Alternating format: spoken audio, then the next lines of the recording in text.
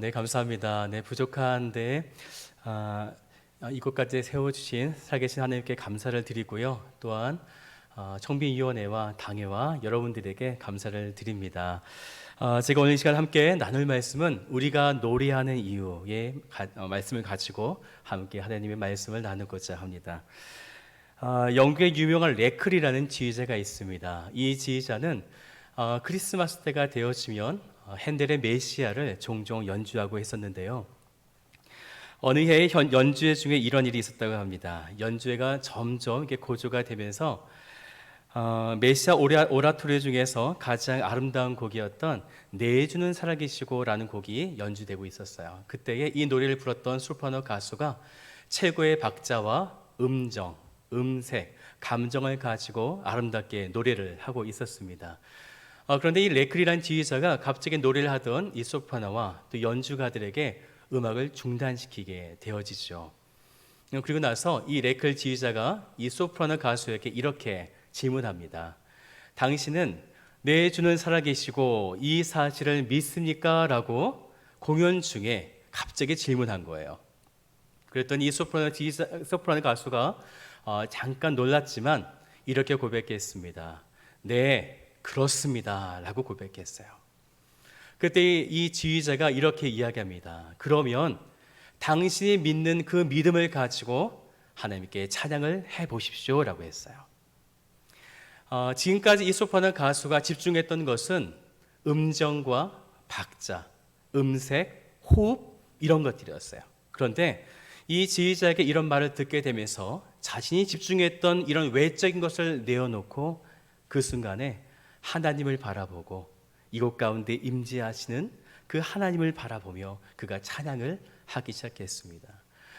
그런데 그가 찬양을 하기 시작하면서 사람들이 변화가 일어나기 시작했어요. 한 명 한 명이 갑자기 눈물을 흘리기 시작한 거예요. 바로 그곳에서 모두가 살아계신 하나님을 경험하게 된 것이죠. 저는 예전에 보았던 타이타닉이라는 영화를 잊을 수가 없어요. 그 영화 아마 다들 보셨을 텐데요. 그 영화를 보게 되면 배가 이제 침몰하게 될 때에 저는 영화였지만 마음이 막 너무나 부산하고 너무나 걱정스러웠어요. 어서 빨리 사람들이 구명조끼를 구하고 구명보트를 구해서 어서 탈출을 해야 할 텐데 그들이 가지고 있는 생명을 지켜내야 할 텐데 제가 집중하고 있는 것은 바로 그것이었습니다. 그런데 그때에 몇 명의 악사들이 자신들의 악기를 꺼내기 시작했어요. 그리고 바이올린과 첼로를 가지고 갑자기 찬양을 하는 거죠. 내 주는 가까이라는 찬양을 그들이 찬양하기 시작했어요. 분명히 좀 전까지 저의 마음은 그랬습니다. 어서 빨리 이 어려운 환난을 지나가고 피해야 할 텐데 지금 무엇을 하는가라고 하는 그때에 순간적으로 울려 퍼지는 그 찬양의 소리를 듣게 되자 저의 마음이 확 차분해지는 거예요. 그러면서 저도 모르게 이런 고백이 나갔습니다. 그렇죠. 우리에게는 하나님이 계시죠. 우리에게는 하나님이 계시기에 제가 믿음을 가지고 나아간다면 이 어려운 순간에도 하나님께서 우리를 지키실 것을 분명히 믿습니다. 네, 영화였지만 저는요 그때 그런 고백 또 하나님을 경험하는 기회가 되어졌어요. 찬양이 도대체 무엇이게요? 우리가 하나님을 찬양할 때에 하나님의 이 놀라운 위로와 또한 담대함을 얻게 될까요? 찬양이 도대체 무엇이기에 우리가 그 순간 하나님을 찬양할 때에 그 찬양이 우리에게 능력이 되어지는 것일까요? 찬양은요 바로 하나님을 드러내는 거예요. 지금까지 나의 삶을 이끌어 주셨던 그 하나님을 기억하면서 모든 것이 하나님의 은혜였죠. 지난날에 이 순간 저 순간 참 힘들고 어려웠지만 그 모든 순간을 이겨내게 하신 분 바로 하나님이시죠 라고 기억하고 찬양하는 것입니다. 그런데 우리의 찬양은요 여기서 멈추시면 안 됩니다. 이제 하나님께서 행하실 것을 기대합니다. 하나님께서 이제 이곳 가운데 또한 나의 인생 가운데 당신의 그 새 일을 행하실 것을 제가 믿습니다라고 선포하고 찬양하는 것. 하나님께서는 바로 우리들에게 그것을 요구하신다는 거예요. 그래서 하나님은요 여러분의 삶 속에 깊숙이 관여하고 싶어 하세요. 삶 속에서 늘 하나님과 동행하면서 작은 것 하나하나 먹는 것 하나하나 하나님께서 주심에 감사하고 우리가 먹고 찬양하는 것, 그것을 하나님께서 원하고 계십니다. 그러면요, 생각해 보십시오. 왜 우리가 이렇게 하나님을 찬양해야만 하는 걸까요?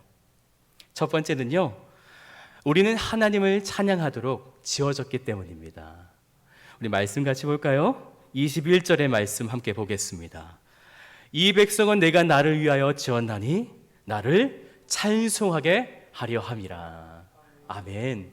하나님께서 우리를 창조하신 목적이 어떤 것이었냐면 바로 하나님을 위해서 우리를 창조하셨다는 거예요. 그러면 하나님을 위해서 창조된 우리들이 그러면 삶 속에서 무엇을 해야 될까요? 죽도록 열심히 최선을 다해서 일을 하는 것을 하나님께서 원하실까요? 아니면 정말 열심히 일을 해서 많은 돈을 모아서 하나님, 이거 하나님께 드리는 헌금입니다라고 헌금을 드리는 것을 하나님께서 원하셨을까요? 오늘 말씀만 보면요, 이렇게 말씀하시죠. 이 백성은 내가 나를 위해서 지었는데 바로 하나님을 찬송하기 위해서 우리를 지었다는 것입니다. 여러분들이 찬송하는 것, 이것을 통해서 하나님은 충만하게 기쁨을 누리고 계신다는 거예요. 그런데요, 참 안타까운 것이 있어요. 그렇게 찬양하도록 우리를 지으시고 그렇게 이끌어 가주셨는데 우리는 삶을 살아가다 보면요, 때때로 창조의 목적을 잃어버린다는 거예요. 그래서 우리는 하나님을 찬양하지 않습니다. 이스라엘 백성들도 너무나 많이 그랬었죠. 그래서 그들은 430년간 노예 생활을 하게 되어집니다. 노예라는 말을 생각해 보세요. 노예의 그 사전적인 의미가 어떤 뜻이냐면요, 남의 소유물로 부림을 당하는 사람이에요. 그러니까 누군가가 나를 부리고 있는 것이죠. 그렇다면 이스라엘 백성들을 430년간 노예로 데리고 있었던 누군가가 그들을 부리고 다스리고 있었다는 것이죠. 그렇다면 그들의 지금 가지고 있는 상황은 노예라고 한다면요, 그들이 바라보고 있는, 그들이 주인은 하나님이 아닌 것이죠. 누가 주인이 되었었을까요? 육적으로는 바로 왕이었고요, 영적으로는 누가 됐겠습니까? 사탄이죠. 네, 그렇습니다. 사탄이 그들을 지배하고 있었던 거예요. 그렇기 때문에 그들은요, 430년 동안 노예 생활을 하면서 하나님을 찬양하는 것을 잊어버렸어요.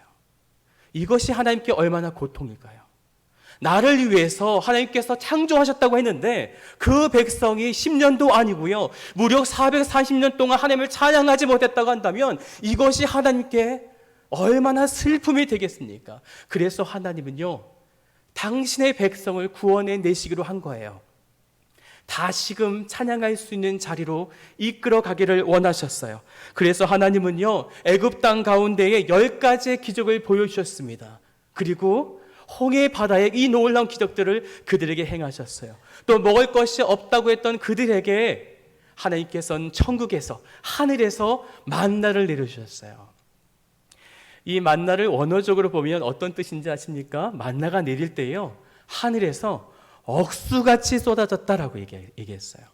그래서 사람들은요, 만나를 먹으면서 무엇을 경험했을까요? 하나님 나라를 경험하는 거예요.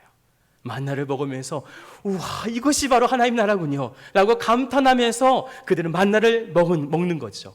그러면요, 홍해바다를 가르시고 10가지의 재앙을 일으키시고 만나를 먹이시고 당신의 택한 백성들이 그렇게 해주셨는데, 그러면 당신의 백성들, 우리들은 무엇을 해야 될까요? 그냥 주셨으니까 아유 먹고, 홍해바다 갈라주셨으니까 그냥 건너고 거기서 끝내야 되겠습니까? 아니죠. 우리가 해야 될 것은요, 그곳에서 하나님을 바라보고 하나님을 찬양하는 것입니다. 하나님은 전지전능하세요. 정말 구원받지 못할 나였는데, 너무나 많은 죄를 지어서 하나님께 나아갈 수 없는 자였는데 당신의 거룩하신 은혜로 나를 이끌어 주셨습니다. 나를 구속하여 주셨습니다. 당신은 나의 구원자가 되십니다 라고 이렇게 찬송하는 것, 이것을 바로 하나님께서는 원하셨다는 거예요.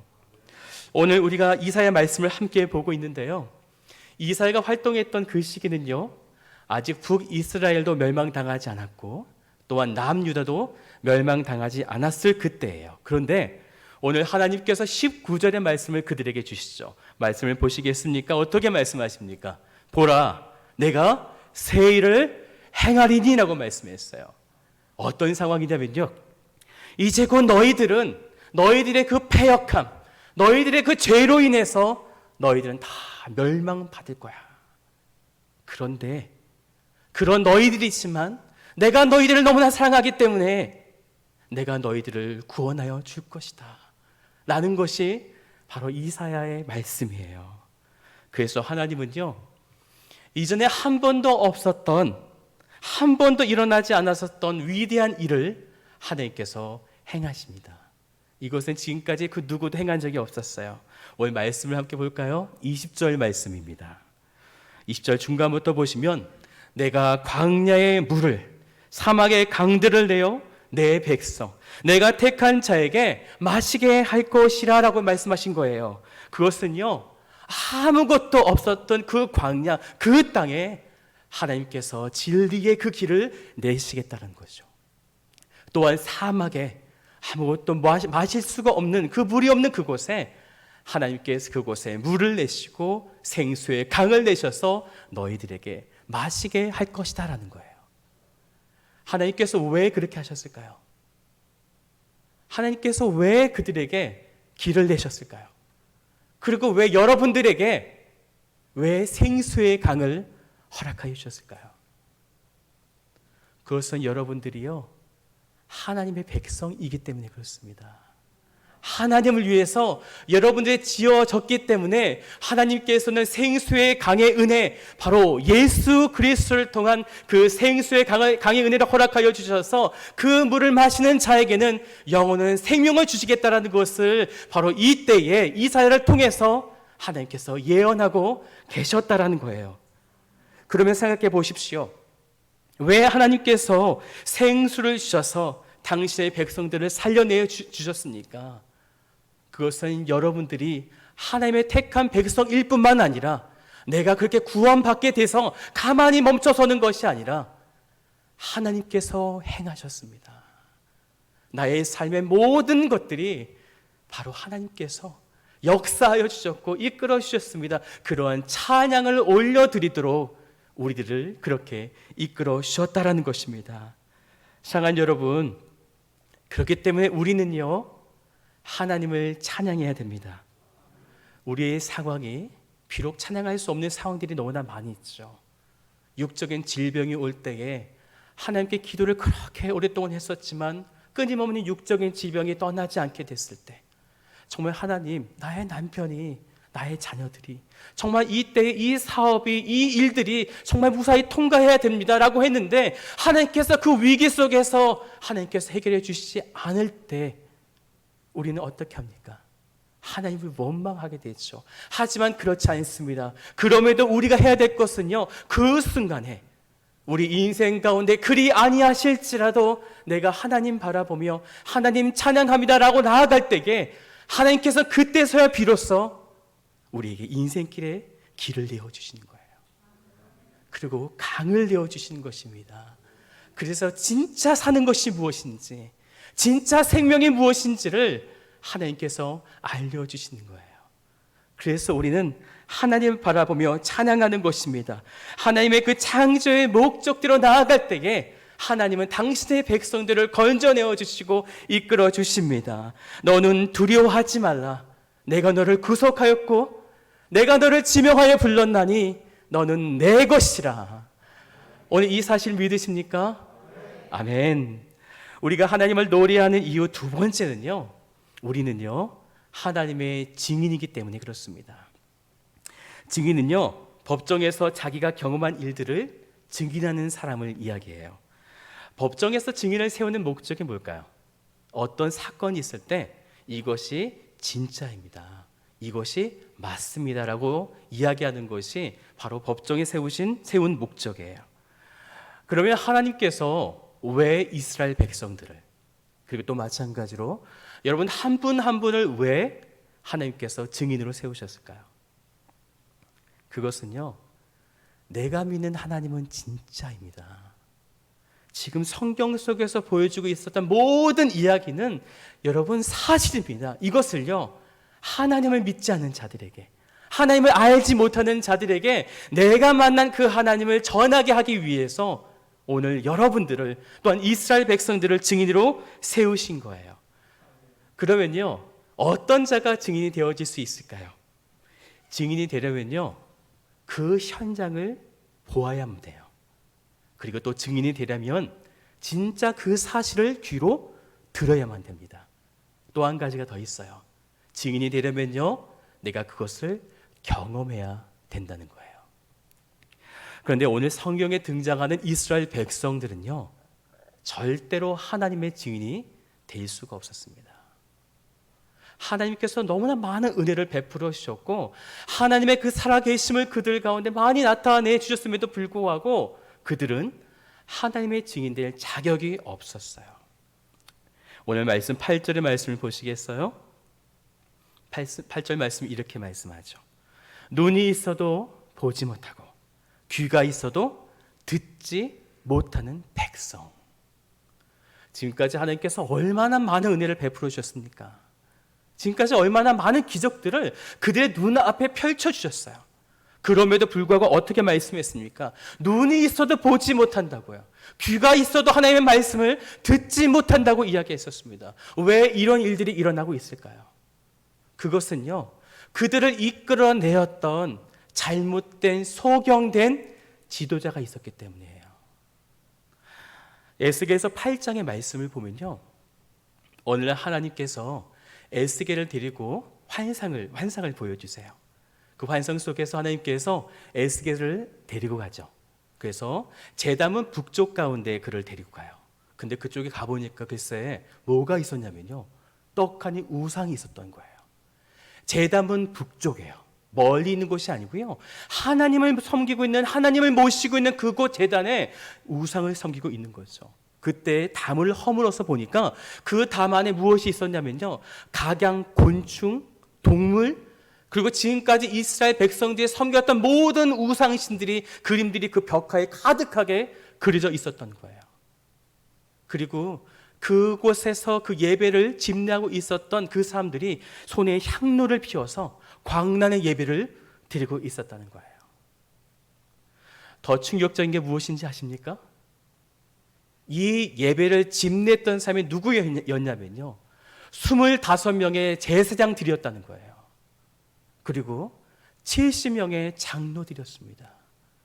이들이 잘못된 말씀, 잘못된 하나님의 말씀을 그들에게 알려준 거죠. 그것은 이곳에서만 예배 드리면 돼. 그리고 너희들 세상에서 너희들이 원하는 것, 너희들이 하고 싶은 건 마음대로 해. 그리고 이곳에 와서 내가 하나님께 예배를 드리면 돼 라고 하는 이런 이중적인 삶의 모습을 그들이 가르쳐주기 시작했다는 거예요. 이런 잘못된 소경된 모습을 받고 자라났던 이스라엘 백성들은 절대로 하나님 앞에 나아갈 수 없었던 거예요.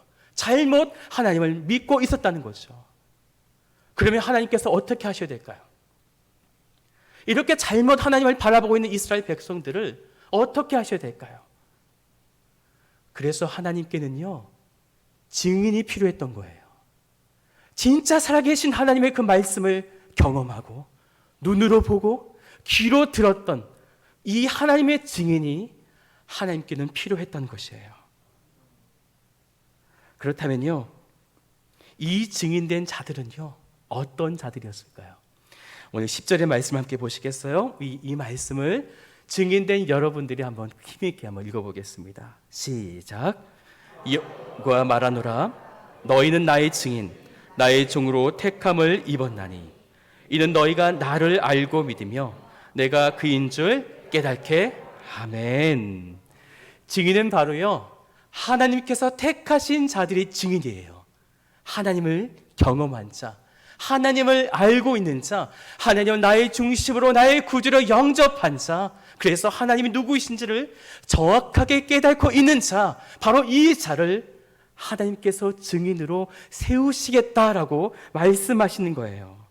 얼마나 영광스럽습니까? 얼마나 기쁩니까? 여러분들이 이 증인 되시기를 원하십니까? 아멘. 그런데요, 사람들은 이 증인 서는 것을 너무나 두려워한다는 거예요. 영화를 보면요, 증인에 섰을 때 어떤 일들이 일어나던가요? 증인을 잘못 쓰면 보복을 당하기도 하죠. 증인을 잘못 쓰면 또 어떤 일이 일어납니까? 죽임을 당하기도 해요. 그래서 사람들은요, 증인 서는 것을 싫어해요. 혹시나 내가 증인을 서서 나의 삶 가운데 어떤 문제가 생기지 않을까라고 이런 생각에 증인 서는 것을 두려워합니다. 그래서였을까요? 이 증인이라는 이 원어의 뜻이 어떤 뜻이냐면요, 순교자라는 뜻을 가지고 있어요. 하나님께서요, 너는 내 것이야, 너는 나의 증인이야 라고 말씀하신 그 말씀에는 하나님, 내가 하나님의 말씀 믿고 따라가고 나의 생명을 주 앞에 내어놓겠습니다라고 하는 이 순교의 마음이 바로 이 말씀 가운데 있다라는 거예요. 어느 권사님이요, 제가 섬기고 있는 교회인데요, 어느 권사님이 저에게 찾아왔어요.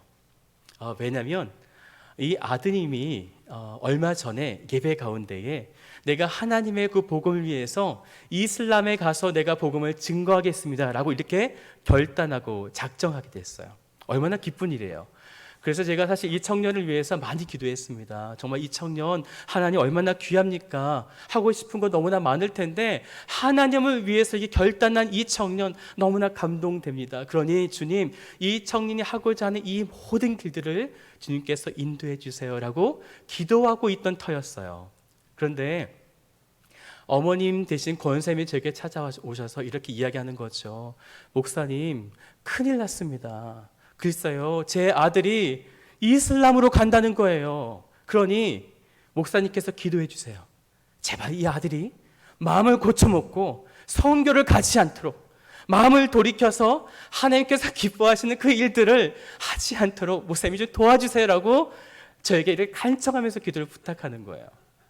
제가 그 얘기를 들을 때 제 마음이 어땠을까요? 너무 속상한 거예요. 왜 하나님의 마음을 이해하지 못할까? 왜 아직도 권사님이신데 하나님께서 기뻐하신 것을 왜 알지도 못할까?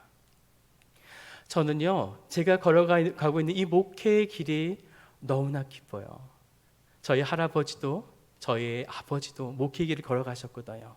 그 걸어가는 길들을 바라볼 때 개척교회였으니까 아버지가 얼마나 힘드셨겠어요. 그런데 그런 시간들을 바라보면서 저는 어릴 때부터 목회의 길을 꿈꿨었고, 목회의 길을 할 때에 하나님께서 주시는 이 능력과 또한 힘이 있기에 죽음도 두려움도 그 어떤 공포도 내게 두려움이 되지 않는다. 저는 사실 이런 마음으로 기쁨을 가지고 생각을 하고 있습니다. 저는 운전을 할 때에 특별히 제가 섬기고 있는 교회와 집이 좀 거리가 있어요. 한 30분, 40분 정도 되는 거리가 되어지는데 저는 그 차 안이 제가 예배하는 예배초소예요. 그래서 그곳에서 하나님을 찬양하기도 하고요. 어쩔 때는 주님이라고 눈물 쏙 빠지게 하나님을 찾으며 기도할 때도 있어요. 그리고 요즘같이 좋은 날은 그곳에서 하나님을 찬양하죠. 하늘의 해와 별의 달들, 하늘의 달들과 또 요즘 날씨가 또 얼마나 좋습니까? 또 그때 주시는 맑은 날씨들을 바라보고 하나님 너무나 멋있어요. 너무나 아름답습니다. 들에 핀 백화들, 또 봄이면 나무들의 잎사귀가 얼마나 이쁩니까? 그런 잎사귀들을 바라보면서 하나님이 만들어 놓으신 이 창조물을 바라볼 때 하나님, 내가 어떻게 하나님을 찬양하지 않을 수 있을까요? 찬송가 393장에 오 신실하신 주라는 찬양이 있죠. 여기 2절의 가사를 보면 이런 가사가 있어요.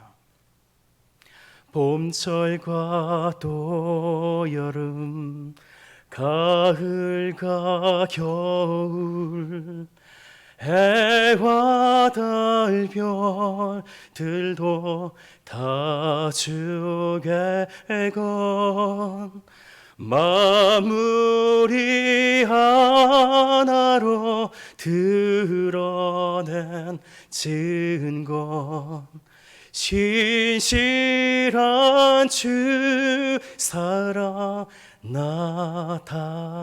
나타내네. 아멘. 그렇습니다. 하나님께서요, 만물 가운데 하나님의 증거들을 숨겨 놓으셨어요. 그래서 우리들은요, 수풀들을 바라보고 나무들을 바라보면서 누구를 바라볼까요? 네, 하나님을 바라보는 거죠. 그때 우리가 어떻게 하는 것입니까?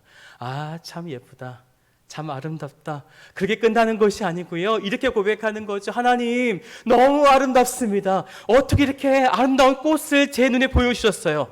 어떻게 이렇게 아름답고 멋진 바다를 하나님께서 허락하여 주셨습니까? 이 모든 것은 하나님의 작품입니다. 하나님께서 만들어 놓으신 모든 창조물을 바라보고요. 우리가 그곳에서 하나님을 찬양하는 것이에요. 마찬가지로요. 여러분들에게도 마찬가지입니다. 여러분들에게 하나님은요, 하나님을 담아 놓으셨어요. 그래서 주위에 많은 사람들이 여러분들을 통해서 하나님을 발견하기를 원하시는 거예요. 그래서 누군가가 세상에서 하나님을 알지 못해서 방황하며 힘들고 어려운 공고함 속에서 외롭게 살아가고 있는 그들이 그럼에도 하나님 붙잡고 기뻐하며 살고 있는 우리들을 바라볼 때, 아, 그렇구나. 하나님을 믿는 자들은 저렇게 살아가는구나. 하나님을 믿고 있는 자들은 저 순간에도 기뻐하며 하나님께 찬양을 올려드리는구나. 그렇다면 나도 하나님을 믿으면 저렇게 기뻐할 수 있는가? 바로 이러한 증인의 모습이 바로 하나님은 여러분들이 되기를 원하셨던 것입니다. 그래서 하나님은요, 이 증인을 너무나 기뻐하세요. 그리고 이 증인된 사람들을 통해서 하나님은 찬양받기를 원하십니다. 오늘 여러분들이 하나님의 증인 되어지기를 원하십니까? 아멘.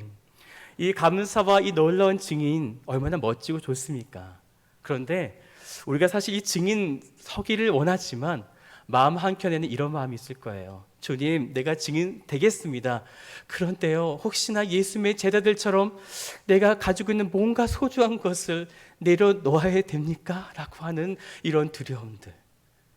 내가 정말 누리고 있는 이 환경들 내려놓아야 됩니까? 라고 하는 이런 두려움들. 나는 정말 아무것도 가진 것이 없는데, 나에겐 능력이 없는데 하나님, 내가 할 수 있습니까? 라고 하는 그런 우리들에게 마지막 세 번째는요, 찬양은요, 증인들에게 능력이 된다는 사실입니다. 출애굽기 9장의 말씀을 보면요, 애굽 땅에 7번째 재앙이 내리기 시작해요. 바로가 처음이요, 지금까지 한 번도 자신이 잘못했다라는 이야기를 하지 않았어요. 그런데 7번째 재앙이 내리던 그때에 바로가 자신의 범죄를 토로하게 되죠. 인정하게 되어져요. 7번째 재앙은 어떤 재앙이었냐면요, 바로 우박의 재앙이었어요. 근데 우박이 내릴 때 우박만 내린 것이 아니고요, 우레소리가 함께 울려 퍼졌어요. 이것이 바로에게 얼마나 두려웠는지요. 우레소리와 우박이 내릴 때에 그때 이 바로가 아론과 이 모세를 부르게 돼요. 그리고 이렇게 이야기하죠. 내가 잘못했다. 너희들 백성 너희들을 다 데리고 가라. 그러니 제발 이 우레소리와 우박을 멈추게 해달라라고 그가 간청을 하게 됩니다. 도대체 우레소리와 우박이 얼마나 무서웠길래 바로가 이런 행동을 취하게 된 것일까요?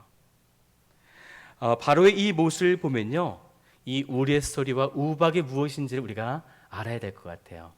이 우레소리는요, 히브리어 원어를 보면요, 콜로트라는 단어를 씁니다. 콜로트. 어떤 뜻이냐면요, 뇌성이라는 뜻이에요. 쉽게 말씀드리면 천둥소리예요. 지금 하늘에서 우레소리, 천둥 번개 같은 소리가 하늘에서 지금 꽝꽝꽝꽝꽝 내리고 있었다는 거예요. 근데 그 소리만 있었던 것이 아니라 우박도 하늘에서 함께 내리고 있었어요. 이 우박의 뜻은요, ESV 영어 성경을 찾아보니까요, 헤일이라는 단어를 사용합니다. 헤일. 헤일은 말 그대로 우박이란 뜻이에요. 그런데 여기에는 한 가지 더 아주 중요한 뜻이 있습니다. 어떤 뜻이 있냐면요, 찬양하라란 뜻이 있어요. 그러니까 지금 하늘에서 우레소리가, 뇌성이 천둥 번개처럼 콱콱 내릴 때에 이 모든 것이 하나님께는 어떤 것이 되는 것입니까? 찬양이 되어지는 거예요. 이 찬양이 온 지면과 온 땅 가운데 울려 퍼질 때에 악한, 지금까지 범죄하였던, 지금까지 이스라엘 백성들을 사로잡았던 이 어둠의 영이었던 이 바로가 공포에 질려버린 거예요.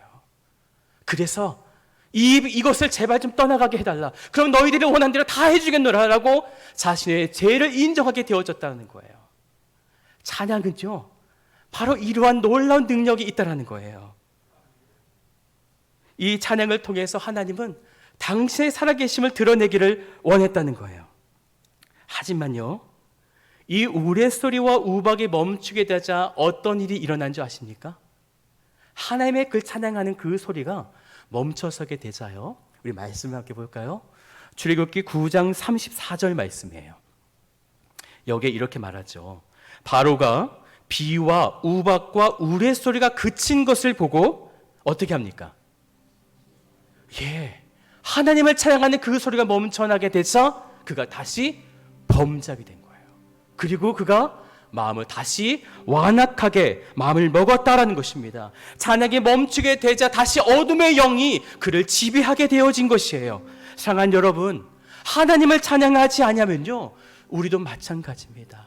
우리도 마찬가지로 하나님을 찬양하지 않으면 우리는 범죄하게 되는 거예요. 하나님께서 원하시지 않는 것들을 우리 삶 가운데 행하면서 나도 모르게 악한 마음, 형제를 미워하는 마음, 한 교회 안에서 질투와 시기들을 우리가 하게 될 수밖에 없더라는 거예요. 그런데 이 모든 것이요, 하나님을 찬양하지 않을 때 나타나는 이 모든 것이요, 하나님을 대적하는 일들이 되어질 수 있다는 것입니다. 그래서 찬양은요, 어둠의 권세자들에게는 두려움의 대상이지만 반면에 찬양이 온 땅 가운데 울려 퍼질 때에 우리는 그 어두웠던 영들에게 노임을 받게 된다는 거예요. 여러분의 인생이 비록 어둡고 정말 하나님이 살아계시는가라고 의심이 될 때에, 정말 어둠의 영이 내 삶을 지배해서 도저히 하나님이 살아계신다는 것을 경험하지 못하는 그때에 너무나 힘들지만 그때 하나님 찬양합니다. 당신 내가 주를 바라보기를 원합니다. 그렇게 찬양하며 나아갈 때에 그때 공기가 달라지는 것이죠.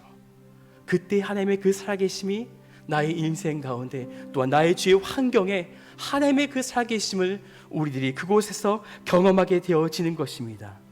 이것이 바로요, 찬양의 능력입니다.